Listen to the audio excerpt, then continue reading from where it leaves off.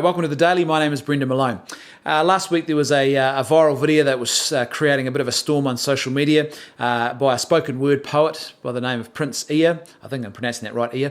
It was an attempt to promote this idea that racism is bad, that we shouldn't label people and dismiss them based on the colour of their skin. Very important message, very good message, because we are all human persons. We have a shared and common humanity. We all have equal worth. We all have equal and profound human dignity. No one race is any more superior to any other race. Very true. The problem is, though, the way he reasoned himself and I guess made his argument and made his case is actually quite problematic. First thing is, very early on in the video, he talks about the example of someone driving a car. And he says, when you're driving your vehicle, no one mistakes you for your vehicle just because you're in that vehicle.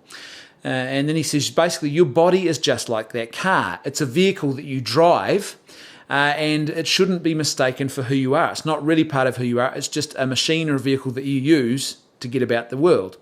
Well, that's terribly flawed. It's not a new idea. It's an old idea. It comes to us from a philosopher by the name of René Descartes.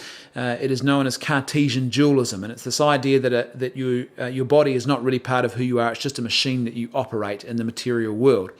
It's a terribly flawed idea, though. You just need to think about the human experience and to see the major flaws in this way of thinking.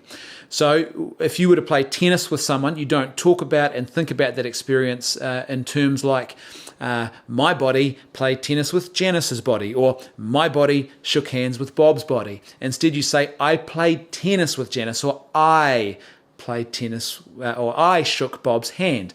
Why? Because you instinctively understand that your body is part of your personhood. In fact, this is why the law is set up the way it is, and why if someone commits an assault against you, they are not simply charged with property crime. Your body isn't a piece of property, it's part of your personhood.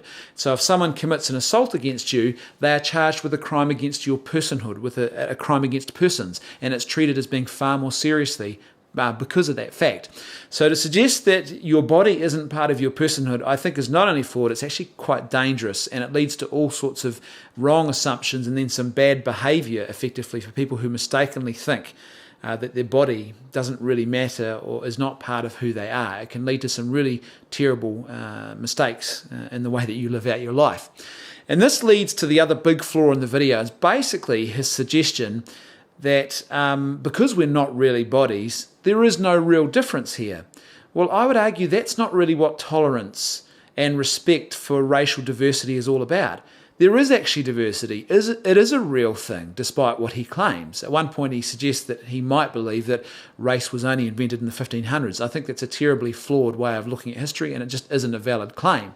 However, leaving that aside, race is a very real thing, and your racial identity matters for a whole lot of reasons, and it creates distinctions and differences. Now, the point is that those differences are not bad things, and those differences, diversity and genuine respect for diversity is all about celebrating and honouring diversity where it occurs, rather than trying to force and pigeonhole everyone into one single unified sort of amorphous blob and saying we're all just the same, which is effectively what he's trying to do. And I think that's a big problem, because to me that's not really promoting tolerance, it's not really promoting respect for racial diversity, it certainly isn't celebrating the differences between races and sort of allowing us an opportunity to come together and to commune genuinely and understand each other better.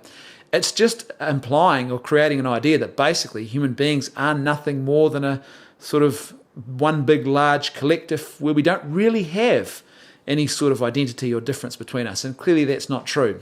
It's the opposite of celebrating diversity. Thanks for watching. I'll see you tomorrow on The Daily.